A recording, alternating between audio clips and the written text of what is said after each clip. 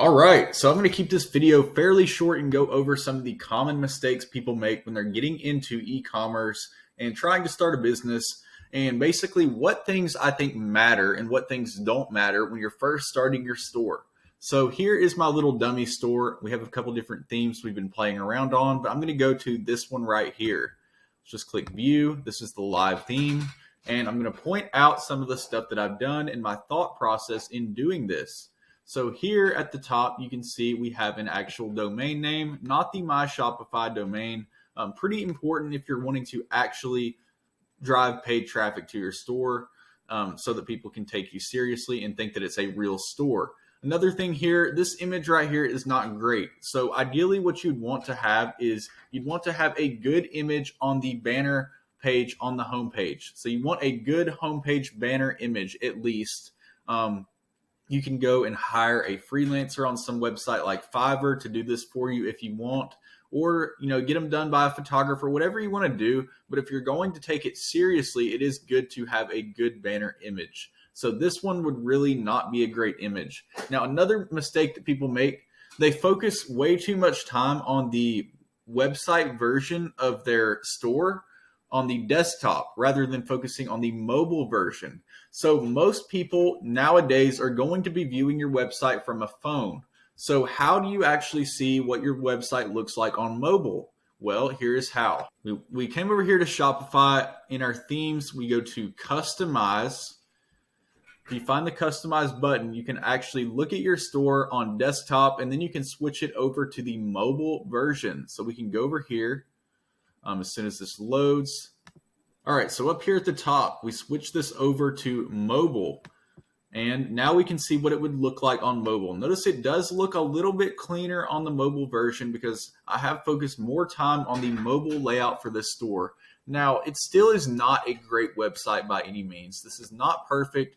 There's not a lot of content. It is a little bit clunky looking. Overall, not that great. Now, where you really need to focus your time on, basically, you need to focus your time on the pages that customers are going to be viewing. So those would be the product pages of whatever you're selling. Now, try to keep it simple and only focus on either one product at a time or focus on a niche of specific products that are related to each other.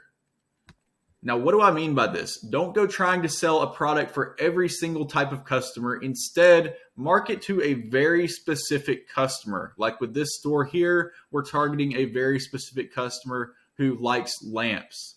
Now, once again, if your product is good, the website doesn't have to be perfect to start. You will notice some traction right away if the product is really good. Another thing, reviews and social proof helps. Now, not just reviews, but also having user-generated content where you show customers who look like your target customer using the product. So if you can get some video content, there's websites like Billo. There's other ones you can use as well where you can actually get people to make some content with your product. This helps to add that factor of trust to your website. Now, don't focus too much time on the logo, but having a decent logo can help to start out. You can go onto Fiverr and you can actually instantly design your own logo with their little AI tool that they have. I'm not going to show that right here, but they do have a little tool you can use. It's very simple. You can design your own logo, tell it what you want, and it will basically create it for you. So try to pick fonts and colors that match with what you think your target customer would like. So if we're using if we're trying to design a Western store, we wouldn't use the same font that we're using on this store, for example. We'd want something that kind of has a rustic feel. You try to match the fonts and the color schemes to what you think your customers would like.